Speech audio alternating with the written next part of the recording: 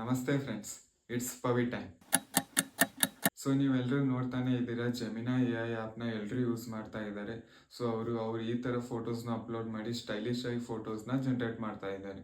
So ಕೆಲವರು ಹೇಳ್ತಾ ಇದ್ದಾರೆ, ಜೆಮಿನಾ AI ಫೋಟೋ ಅಪ್ಲೋಡ್ ಮಾಡಿದರೆ ನಿಮ್ಮ ಫೋಟೋಸ್ನ ಬೇರೆ ಬೇರೆ ಕಡೆ ಯೂಸ್ ಮಾಡ್ತಾರೆ, ನಿಮ್ಮ ಫೋಟೋಸ್ ಆಗಿ ಕನ್ವರ್ಟ್ ಮಾಡ್ತಾರೆ ಅಂತ.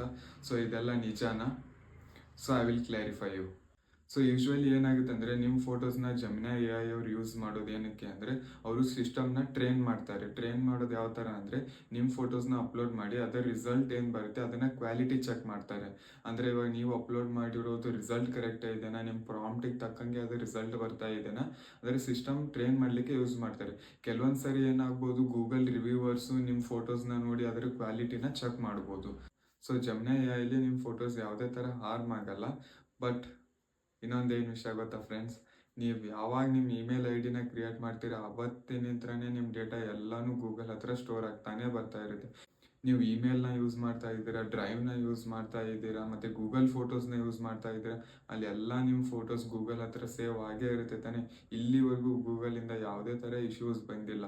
ಸೊ ಬೇರೆ ಯಾವುದೇ ಥರ್ಡ್ ಪಾರ್ಟಿ ಆ್ಯಪ್ಸ್ನ ಯೂಸ್ ಮಾಡಬೇಡಿ. ಸೊ ಗೂಗಲ್ ಜೆಮಿನಾ AI ಚೆನ್ನಾಗಿದೆ, ಅದನ್ನು ಯೂಸ್ ಮಾಡಿ. ಬಟ್ ನಾನು ಸಜೆಸ್ಟ್ ಮಾಡೋದು ಏನಂದರೆ, AI day by day stronger ಆಗ್ತಾ ಇದೆ.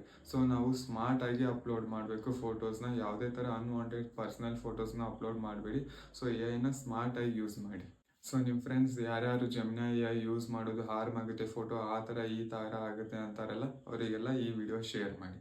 ಸೊ ನಿಮಗೆ ನನ್ನ ಕಂಟೆಂಟ್ ಇಷ್ಟ ಆಗಿದ್ರೆ ಲೈಕ್ ಮಾಡಿ, ಶೇರ್ ಮಾಡಿ.